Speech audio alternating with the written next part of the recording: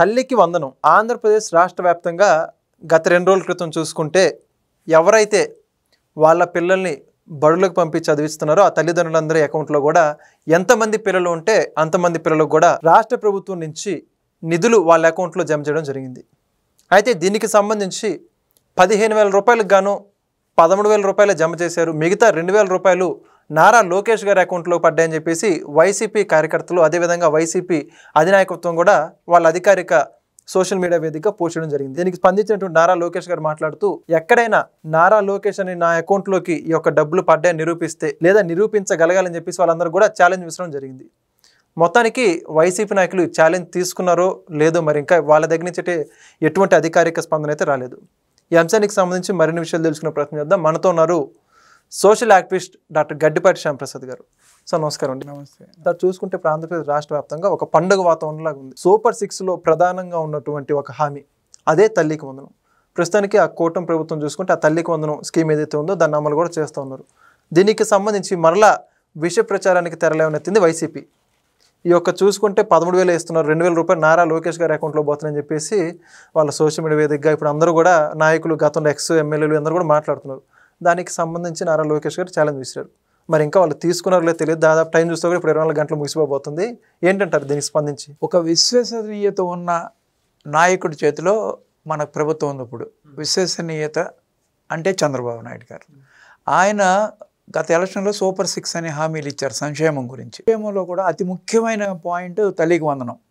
అది గత గవర్నమెంట్లో అమ్మఒడి అనే పేరుతో ఇచ్చారనమాట. అది 2019లో వైఎస్ఆర్సీపీ గవర్నమెంట్ ఫామ్ కాకముందు ఎన్నికల వాగ్దానంలో ఎంతమంది పిల్లలు ఉంటే అంతమందికి 15,000 రూపాయల చొప్పున అమ్మఒడి అనే పేరు పెట్టి వేస్తామని చెప్పారనమాట. 2 పిల్లలకి కంపల్సరీగా వేస్తామని చెప్పారు. పిల్లలందరికీ వేస్తామన్నారు, ఇంక్లూడింగ్ హిజ్ వైఫ్ భారతీరెడ్డి కూడా దాన్ని ప్రచారంలో చెప్పింది. జగన్మోహన్ రెడ్డి గారు కూడా చెప్పారు. కానీ 2019లో తెలుగుదేశం ఓటమి చెంది వైఎస్ఆర్సీపీ గవర్నమెంట్ ప్రభుత్వం ఏర్పరిచిన తర్వాత వాళ్ళు ఒక్క పర్సన్కే ఒకే ఒక్కడికి అమ్మఒడి వేశారు. అది కూడా తర్వాత సంవత్సరాల్లో 13,000 వేసి మిగతా 2,000 మెయింటెనెన్స్ ఛార్జ్ కింద మేము ఇవ్వండి అని జగన్మోహన్ రెడ్డి గారు స్వయంగా అడిగిన వీడియోలు ఉన్నాయి.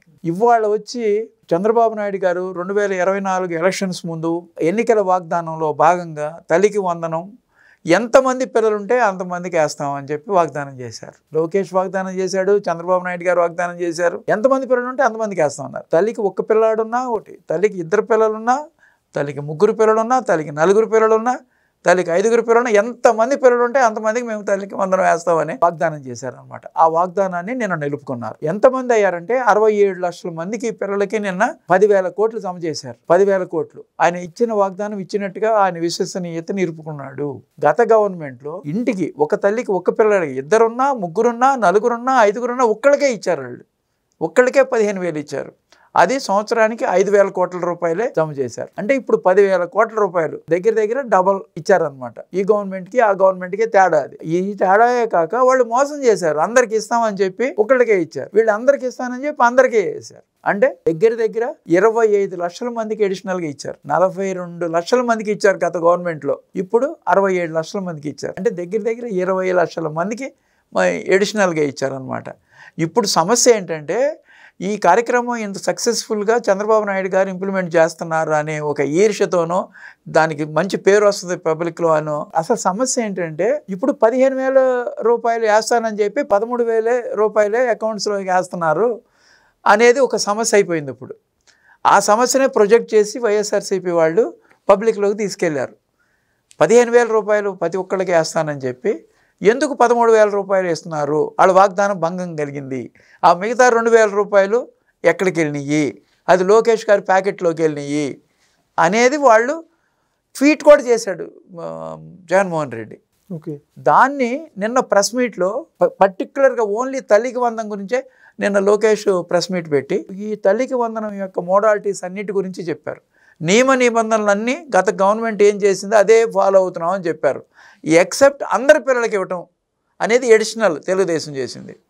వాడు అందరికి ఇస్తామని చెప్పి ఒక్కరికే ఇచ్చారు. ఈ గవర్నమెంట్ అందరికి ఇస్తామని చెప్పి అందరికీ ఇచ్చారు. దాన్ని భరించలేక ఈ గవర్నమెంట్కి పేరు వస్తుంది, దాన్ని ఎట్లా తిప్పికొట్టాలి, వీళ్ళేదో దీంట్లో స్కామ్ చేశారు, 2,000 రూపాయలు ప్రతి స్టూడెంట్ దగ్గర నుంచి లోకేష్ గారి జేబులోకి వెళ్ళిపోతున్నాయి అనే ఉద్దేశంతో గత 24 గంటల నుంచి అదే గొడవలో ఉన్నారు.